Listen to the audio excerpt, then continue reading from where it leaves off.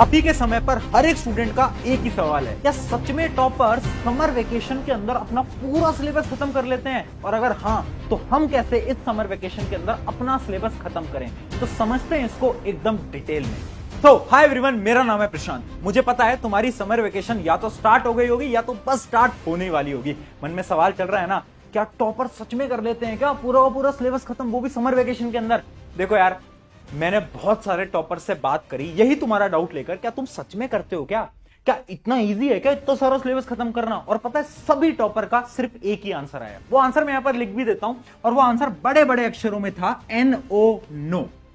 यानी हर एक टॉपर ने बोला कि हम समर वेकेशन के अंदर अपना सिलेबस खत्म नहीं कर सकते, और वो चीज पॉसिबल भी नहीं है। तो मैंने आखिर पूछा उनसे, फिर करते क्या हो समर वेकेशन के अंदर, समर वेकेशन का यूटिलाइज कैसे करते हो? तो उन्होंने मुझे बताया कुछ 5 सिंपल स्टेप्स, जो कि मैं तुम्हें एक एक करके बताने वाला हूं। पर उससे पहले आप अभी वीडियो पॉज करके कमेंट में आपकी समर वेकेशन कब स्टार्ट होने वाली है और कब खत्म होगी, वो डेट्स, दोनों की दोनों डेट्स जरूर लिख देना। चलिए अब स्टार्ट करते हैं, एक एक करके आपको मैं वही 5 स्टेप बताता हूं। सबसे पहला स्टेप क्या था? Make weak subject strong. हर एक टॉपर ने पता है क्या बोला कि इस समय पर ना हम अपने वीक सब्जेक्ट्स को स्ट्रॉन्ग बनाते हैं। एक सिंपल सी स्टोरी बताता हूं। एक स्टूडेंट था जिसकी क्लास 9th में ना साइंस बहुत ज्यादा वीक थी, है ना, और वो 10th में आ गया था। अब 10th में क्या आया, उसकी समर वेकेशन स्टार्ट हो गई। उस समर वेकेशन यानी उस 1.5 से 2 महीने के अंदर उसने अपनी साइंस पे काम करना स्टार्ट करा, यानी उसने अपनी साइंस पढ़ना स्टार्ट करा। और अगले 1.5 महीने के बाद उसकी जो साइंस थी ना, वो बहुत स्ट्रांग हो गई थी। यानी वही बच्चा जो कि 9th में साइंस से डरा करता था, 10th में वही साइंस में टॉप करने लग गया। कैसे हुआ ये चमत्कार? समर वेकेशंस की वजह से। तो इसलिए पहला स्टेप तुम्हें क्या करना है, अपने वीक सब्जेक्ट्स को आइडेंटिफाई करना है। इमेजिन करते हैं तुम्हारा वीक सब्जेक्ट अभी मैथ हो सकता है, साइंस हो सकता है, एसएसटी, जो भी तुम्हारा वीक है, उस वीक सब्जेक्ट को पकड़ो और हर रोज समर वेकेशन के अंदर 1 घंटा उस सब्जेक्ट को तुम्हें देना पड़ेगा। और मैं गारंटी से बोल रहा हूं, जब ये समर वेकेशन खत्म होगी ना, तो सब्जेक्ट का डर भी तुम्हारा एकदम खत्म हो जाएगा। ये पर्सनल स्ट्रैटेजी है, बहुत स्ट्रॉन्ग स्ट्रैटेजी, इस पे काम जरूर करना। ये सिंपल स्टेप 1 है। अब बढ़ते हैं स्टेप 2 की तरफ। मैंने टॉपर से पूछा और क्या करते हो, तो उन्होंने मुझे क्या बताया? उन्होंने मुझे बताया quality is greater than quantity. यानी उन्होंने ये बोला कि हम ना चैप्टर कंप्लीशन पे फोकस नहीं करते कि कितने सारे चैप्टर कर लेंगे। असली टॉपर चैप्टर कंप्लीट नहीं कर रहा है। असली टॉपर जो है ना, वो हर एक चैप्टर को पता है कैसे पढ़ रहा है।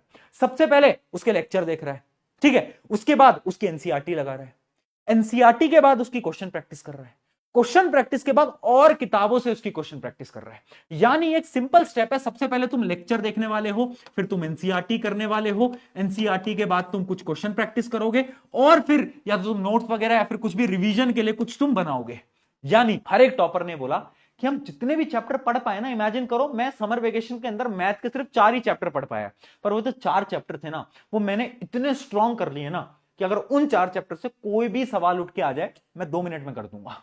यही स्ट्रैटेजी होती है टॉपर्स की। यानी तुम्हें क्या करना है, तुम्हें पूरे के पूरे रिसोर्सेज को यूटिलाइज करना है, काम पे लगाना है। आगे समझ में? यानी क्वालिटी से काम करो। ये मत देखो कि मेरे दोस्त ने तो ना भैया 10 चैप्टर कंप्लीट करे थे, मैं भी 10 करूंगा। अरे छोड़ो दोस्त को, क्या करना है, तुम सिर्फ 4 चैप्टर करो, पर उन 4 चैप्टर को ऐसे करो ना कि बोर्ड में आ गया ना सवाल, तो तुम 2 मिनट के अंदर सॉल्व कर दो। ठीक है, तो एकदम आपको क्या करना है, क्वालिटी पे फोकस करना है। अब बढ़ते हैं स्टेप नंबर 3 की तरफ। स्टेप नंबर 3 क्या है? स्टेप नंबर 3 है हैबिट फॉर्मेशन। और ये चीज ना इतनी इंपॉर्टेंट है जितना तुम सोच भी नहीं सकते। तुम्हें ऐसा लगता है ना कि क्या हो गया भैया, 1.5 महीने की छुट्टी है, एंजॉय कर लेंगे और उसके बाद पढ़ लेंगे, क्या फर्क पड़ रहा है, समर वेकेशन तो एंजॉय करने के लिए। देखो एक बहुत बड़ा एग्जांपल मैं तुम्हें बताता हूं। इमेजिन करो तुम पूरे 1.5 से 2 महीने नहीं पढ़ते, ठीक है, समर वेकेशन खत्म हो गई।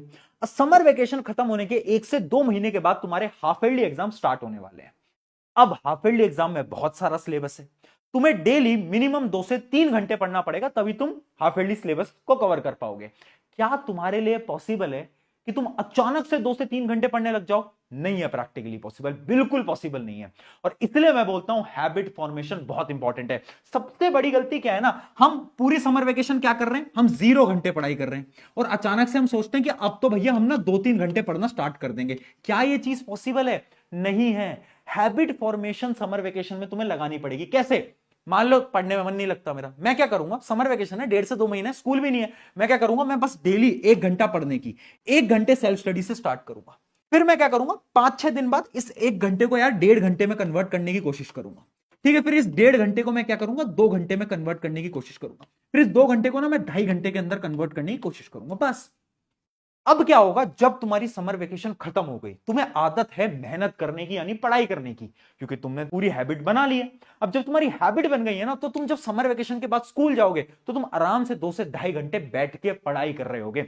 और यही गेम चेंजर है। मैं बता रहा हूं, मैंने बहुत सारे ऐसे बच्चों को देखा जो कि समर वेकेशन की वजह से अपने एग्जाम्स को खराब कर देते हैं क्लास 9th और क्लास 10th के अंदर। जबकि वो बच्चे जो कि एवरेज थे समर वेकेशन से पहले, वो समर वेकेशन में हैबिट बनाते हैं और मार्क्स लेकर आते हैं। तो हैबिट फॉर्मेशन बहुत इंपॉर्टेंट है। अब बढ़ते हैं स्टेप नंबर 4 की तरफ। वो क्या है? स्टेप नंबर 4 है फेक पढ़ाई मत करना। मैं बहुत ऑनेस्टली बताता हूं, मैं तुम्हारी जब उम्र में था ना, तो पेरेंट्स का प्रेशर होता है कि समर वेकेशन है, पढ़ाई करो पढ़ाई करो। मेरे पे भी था। तो मैं ना फेक पढ़ाई करता था। फेक पढ़ाई क्या होती है तुम मुझे कमेंट में बताना, तुम भी करते हो क्या? किताब लेके हम बैठे हुए हैं, है ना, लैपटॉप या फिर खोल रखा है, और बस हम एक्टिंग कर रहे हैं, हम कुछ नहीं कर रहे, है ना। बगल में हम बैठ के चाहे मोबाइल चला रहे होंगे, कुछ भी कर रहे होंगे, पापा मम्मी रूम में आ रहे हैं तो थोड़ी बहुत पढ़ाई करके दिखा दी, उसको हम बोलते हैं फेक पढ़ाई। ये मैं बहुत किया करता था। मैं आज के समय पर एकदम ऑनेस्टली बोल रहा हूं, अगर तुम भी ये कर रहे हो ना, बंद कर दो।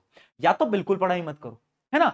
अगर कर रहे हो, चाहे 1 घंटा पढ़ाई कर रहे हो ना, उसमें एकदम फोकस से पढ़ाई करना है, यानी उसके अंदर mobile phone, Insta reel, YouTube shorts कुछ भी नहीं है, सब अलग है। तुम्हें क्या करना है उस समय पर? उस समय पर सिर्फ तुम्हें पढ़ाई पे फोकस करना है, यानी फेक पढ़ाई मत करना। यह था हमारा स्टेप नंबर 4। और जो स्टेप नंबर 5 है, वो एक बड़े भाई होने के नाते मैं तुम्हें बता रहा हूं, और वो स्टेप नंबर 5 है फोकस ऑन योरसेल्फ। देखो, एक सिंपल सी चीज मैं बता रहा हूं, समर वेकेशन के अंदर अपने स्किल्स पे काम करना। पढ़ाई करोगे, थोड़ी बहुत पढ़ाई करनी है, ज्यादा तो करने को बोल भी नहीं रहा हूं। अपने स्किल्स पे जरूर काम करना। ऐसा नहीं है कि पूरे दिन भर बैठ के तुम फ्री फायर, पबजी, अरे आजा आजा रैंक पुश करेंगे, अरे दोस्त आजा एक बार रैंक पुश कर लेते हैं, वो सब नहीं करना है हमें, है ना। थोड़ा बहुत गेमिंग भी करेंगे चलेगा, है ना, डेली आधा 1 घंटा 1.5 घंटा ठीक है, पर पूरा दिन वहां पर तुम्हें यूटिलाइज नहीं करना है। क्या करना है तुम्हें? एक नए स्किल पे काम करना है। मान लो तुम्हें पेंटिंग पसंद है, पेंटिंग करो यार। तुम्हें आर्ट्स पसंद है, कुछ आर्ट्स में करो। मैंने अपने समर वेकेशन में बहुत सारे स्पोर्ट्स करे थे, जैसे कि बास्केटबॉल खेलना मुझे आता है, मैं टेबल टेनिस मुझे खेलना आता है, फुटबॉल मुझे खेलना आता है। मैंने सारे स्पोर्ट्स सीखे हुए हैं, स्विमिंग मैंने सीखी हुई है अपनी समर वेकेशन के अंदर। यानी तुम्हें क्या करना है? अपने दिन का 1 से 2 घंटे कुछ ना कोई स्किल सीखने पे लगाना है, यानी खुद को डिवोट करना है।